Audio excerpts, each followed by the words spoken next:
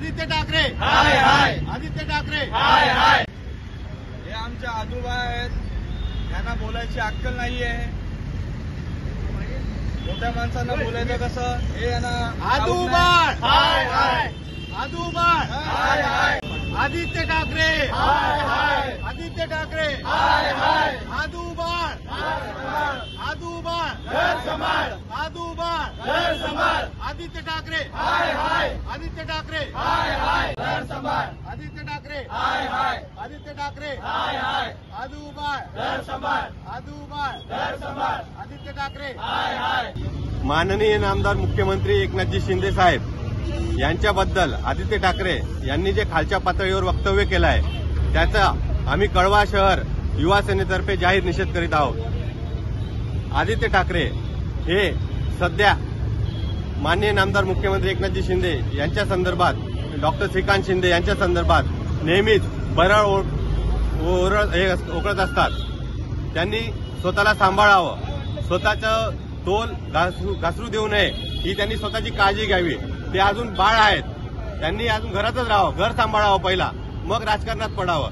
राजकारणात अजून त्यांना नॉलेज नाहीये. ज्या एकनाथ शिंदेंनी शिवसेना वाढवली, शिवसेना गावागावात पोहोचवली, दिघे साहेबांनी जशी शिवसेना वाढवली होती, सांभाळली होती, त्यांचाच वारसा माननीय नामदार एकनाथजी शिंदे चालवत आहेत. एकनाथजी शिंदे कोल्हापूर, सांगली महापूर असो, अलिबागचं वादळ असो, कुठेही असो, पहिली मदत ठाण्यातून जायची. हे सगळे ठाकरे परिवार हे सगळे घरात बसून आपल्या उंटावरून शेळ्या हाकायचे. एकनाथ शिंदे साहेबांनी गावागावात जाऊन शिवसेनेची मदत पोहोचवली.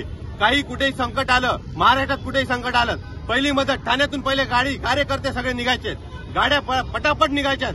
आम्ही कुठलाही विचार न करता साहेबांचा आदेश आलो की पटापट शिवसेनेचं कार्य समजून आम्ही पटापट निघायचो आणि गावागावात मदत पोहोचवायचो. आमच्या घरची घरच्यांना वेळ न देता आम्ही शिवसेनेसाठी कार्य करायचो. याचा कुठेही विसर पडलेला दिसतो या लोकांना. आणि एकनाथ शिंदेबद्दल, डॉक्टर श्रीकांत शिंदेबद्दल काही बरं ओळखतात, यांना कुठेतरी शरम वाटली पाहिजे. आदित्य ठाकरे आदित्य ठाकरे या ठिकाणी आज तुम्ही एक भावली देखील आणलेली आहे, त्याविषयी काय सांगाल? भावल्याचा उद्देश असा आहे की हे त्यांचं एक प्रतीक आहे. हे आदित्य ठाकरे यांचं प्रतीक आहे. अजून ते मॅच्युअर झालेले नाहीयेत राजकारणात, हे त्याचं प्रतीक आहे. त्यांनी थोडंसं पहिल्या अगोदर मॅच्युअर व्हावं, कोणाशी कसं बोलावं, आपल्यापेक्षा वयाने मोठे असलेल्यांशी कसं बोलावं, आपला तोल घसरू देऊ नये, त्यासाठी हे प्रतीक आहे भावल्याचं.